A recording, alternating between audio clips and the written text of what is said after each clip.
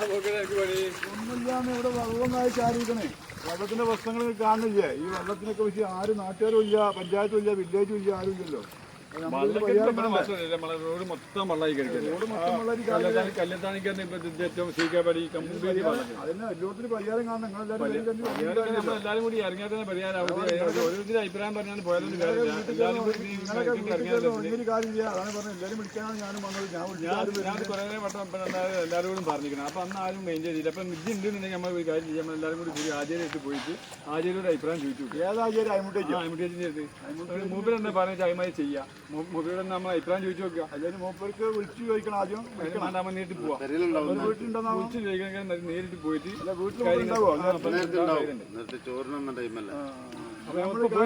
പോയി നോക്കിയിട്ട് അയമായി നമ്മൾ ചെയ്യാം. ഇത് നമ്മൾ കുറേ നമ്മളിതിന് മുമ്പും സംസാരിച്ചിട്ടുണ്ട് ഈ വിഷയങ്ങളെ. ഇലക്ഷൻ വരുമ്പോ നമുക്ക് അവര് ഇലക്ഷൻ കഴിഞ്ഞ് അവരാണ് പോകും. മല മറിച്ചും മായിട്ട് കൊടുക്കുന്നൊക്കെ എല്ലാവരും പറയും. പഞ്ചായത്ത് മെമ്പറും ഇല്ല, വില്ലേജും ഇല്ല, ആരും ഇല്ല. അജയ് പോയി നോക്കാം. അജയ് എന്താ പറഞ്ഞു നോക്കാം. എന്നായിക്കോട്ടെ, നമ്മൾ പോയി നോക്കാം. അജയ് അന്ന് ഫോൺ ചെയ്തൊക്കെ അജയ്ക്ക് ഉണ്ടാവുന്നു.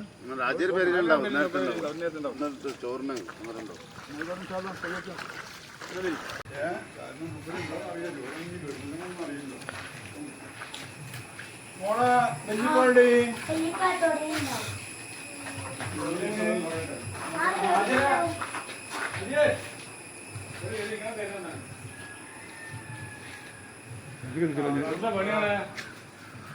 അസ്സലാമലൈക്കും. നിങ്ങളൊന്ന് കാണേണ്ട ഒരു ആവശ്യം ഉണ്ടായില്ല, അതിന് വേണ്ടി വന്നാണ്. ഞങ്ങളുടെ പ്രധാനമാണ്, നമ്മളെ പുറത്ത് നിങ്ങളുടെ വാർഡുകളാണ്. ഞാൻ അംസന്റെ അഭിപ്രായം പറയാണ്ടായിരുന്നു. നമ്മളെ നാട്ടിലെ കഥകൾ പറയാണ്ടായിരുന്നു.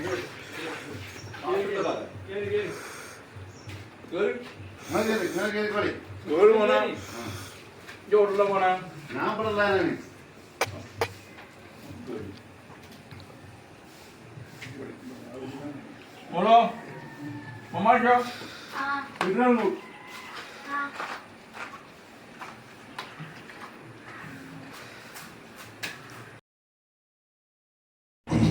എന്ത് പോക്കര പോന്ന്?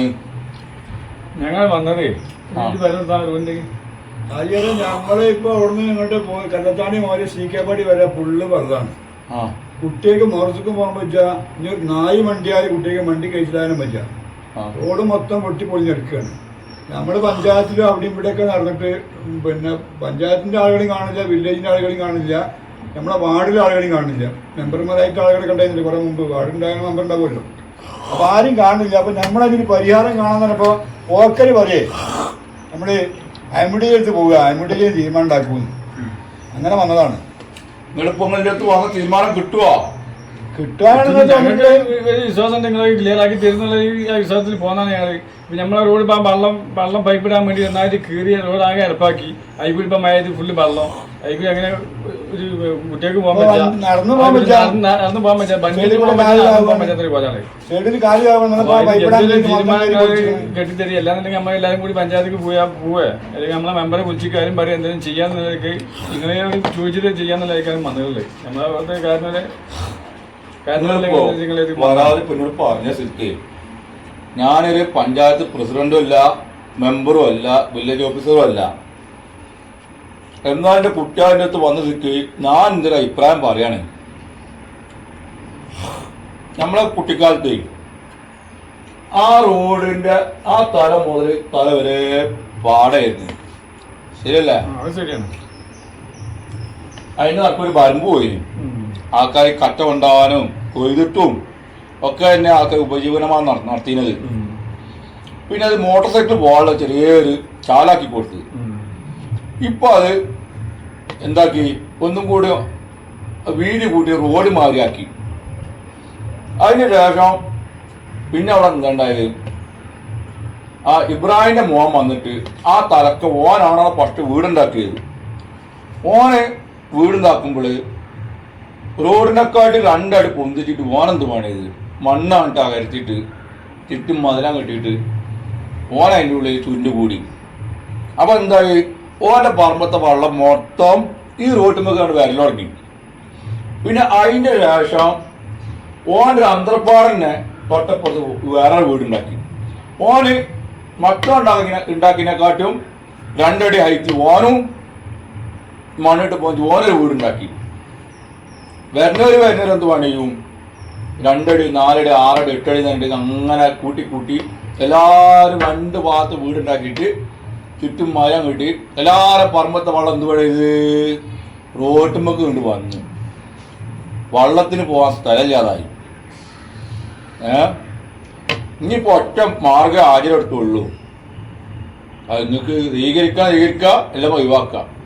ആ കെട്ടിയ മതിൽ മൊത്തം ഒഴിച്ചിട്ട് എന്ത് പണിയുക 4 അടി ഉള്ളിക്ക് അല്ലെങ്കിൽ 2 അടി ഉള്ളിക്ക് വലിച്ച് കെട്ടിയിട്ട് വെള്ളം പോലെ ചാലാണ്ട് കീറി കൊടുക്കുക.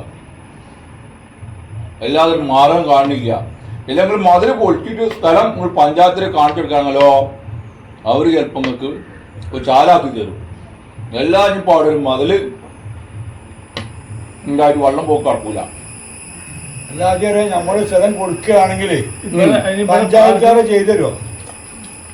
പഞ്ചായത്തുകാർ ചെയ്തതെന്ന് ചോദിച്ചാലേ അവരെ കൊണ്ട് നമ്മൾ ചെയ്യിപ്പിക്കണം. അതാണ് ചോദിച്ചേ. നമ്മള് 5 വർഷം ഇങ്ങനെ കുത്തി കൊടുക്കണില്ലേ? അതന്നെ പറഞ്ഞത്. ആ സ്ഥലം നമ്മൾ കൊടുക്കുകയാണെങ്കിൽ അവര് എന്തെങ്കിലും ഫണ്ട് പാസ്സാക്കിയാൽ ശരിയായി.